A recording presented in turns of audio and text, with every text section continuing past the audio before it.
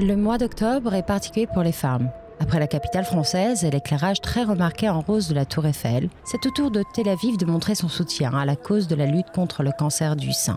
Nous sommes au centre Einav Latarbout sur le toit de Ganaïr. L'endroit qui a l'habitude de recevoir des expositions de jeunes artistes israéliens se met aujourd'hui au service des femmes. Au programme, un vernissage. Je pense que c'est très important d'en parler car les gens ne sont pas encore assez sensibilisés à ce problème. Je suis aussi issue d'une famille qui a subi des traumatismes et je comprends l'importance de donner de soi-même pour aider les autres.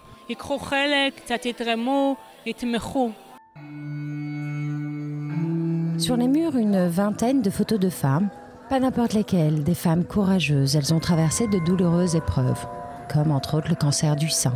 À l'origine de cette idée, un homme. Assi Rosenberg est un grand admirateur de la force des femmes, le pouvoir de surmonter des épreuves. J'aime donner à travers mes expositions. Nous sommes au vernissage de ma nouvelle exposition intitulée La Manu. C'est une exposition de 20 femmes courageuses. Chacune d'entre elles dévoile au monde ses cicatrices et montre que malgré tout, la vie continue.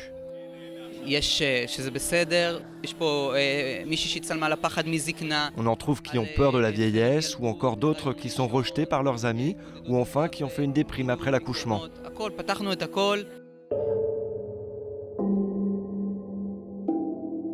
Les femmes ont selon lui des ressources qui leur permettent de vaincre les pires épreuves. Des photos artistiques qui mettent des femmes à nu. Mais le pragmatisme est de mise. On peut lire « J'ai une cicatrice, elle s'appelle Anat et elle est avec moi en permanence ». Ou encore cette phrase poignante, pleine de sens lorsqu'on se bat contre la maladie. « Le membre que j'aime le plus, c'est la vie ».